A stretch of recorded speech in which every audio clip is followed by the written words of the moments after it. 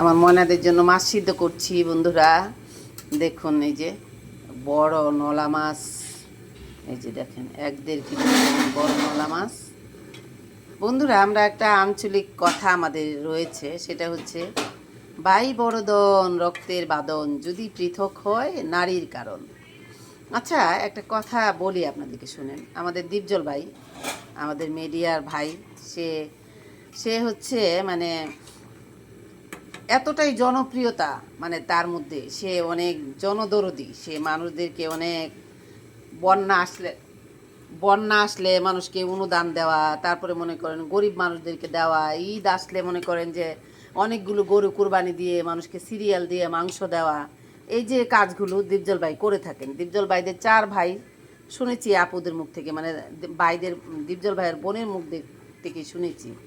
তিনি আজকে সোশ্যাল মিডিয়াতে এসে বলছেন, হ্যাঁ, তাদের অধিকার চায়, যে এই যে বাড়িঘর, রাজবাড়ি বলেন, মানে যত যত বাড়ি প্রপার্টি যত আছে, এগুলা হচ্ছে মানে বোনেরা বলতেছে আর কি, যে দীপজল ভাই এগুলা হচ্ছে মিডিয়া থেকে কাজ করে নাই, এগুলা তাদের পৈতৃক সম্পত্তি, তার বাবার সম্পত্তি, বাপ দাদার সম্পত্তি তার।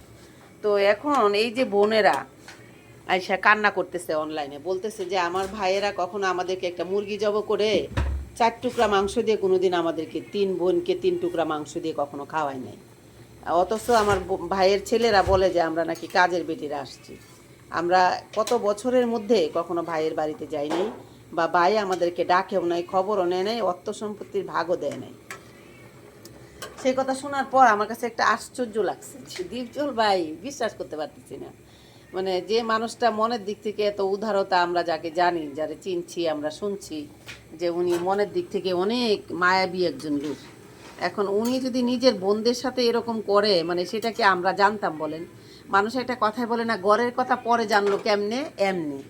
মানে ওনার বোনেরাই হচ্ছে সে সাংবাদিক সম্মেলন করছে, কান্না করতেছে, তাদের কষ্টের কথাগুলো সমাজের মানুষের কাছে তুলে ধরছে। তারপরেও কেন জানি বিশ্বাস করতে পারছি না। ওই যে যখন ওনার মানবিক কাজগুলো দেখি আর বোনদের কথা শুনি, তখন একটা কেমন যেন গোলমাল লেগে যায়, বুঝতে পারছেন?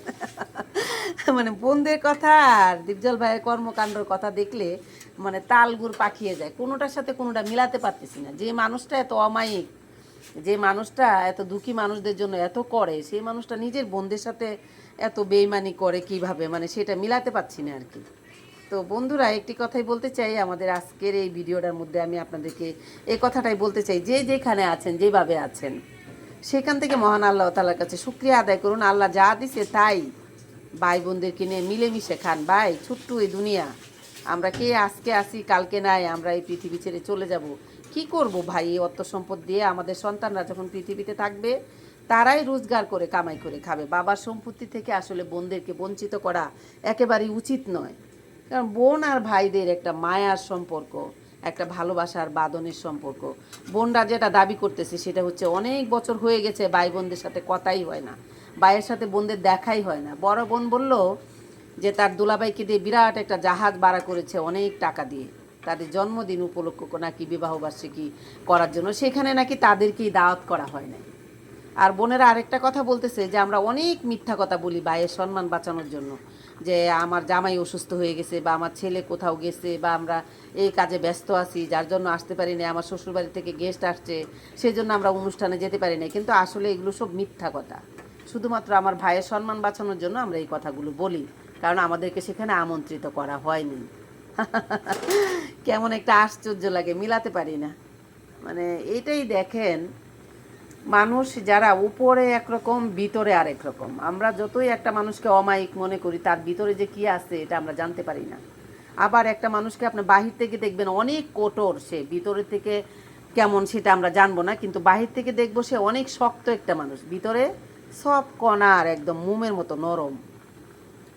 তো এই এই কথাটাই বলতে চাই ভাই, সবাই আমরা একই মায়ের পেটে থেকে জন্মগ্রহণ করেছি, একই বাবার সন্তান।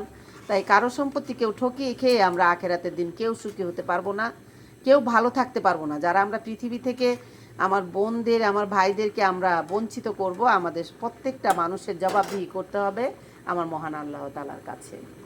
তাহলে আমরা আল্লাহর কাছে যেন আমরা প্রেস থাকতে পারি, আল্লাহর কাছে ভালোভাবে প্রেজেন্ট হতে পারি, আমাদের সেই কাজটাই করা উচিত। কি বলেন বন্ধুরা? যে যেখানে আছেন সেখান থেকে ভাই বোনের কাছ থেকে আলাদা হয়েন না, আর বোন ভাইয়ের কাছ থেকে আলাদা হয়ে নেয়। একটু টাকার সম্পত্তি আপনার আছে, 2 টাকার সম্পত্তি আপনার আছে, সেখান থেকে বোন 1 পয়সা পাবে, তাকে দিয়ে দেন। কারণ সেও আপনার বাবা আপনার মায়ের একই জায়গা থেকে সে এসেছে, একই জায়গা থেকে জন্মগ্রহণ করেছে।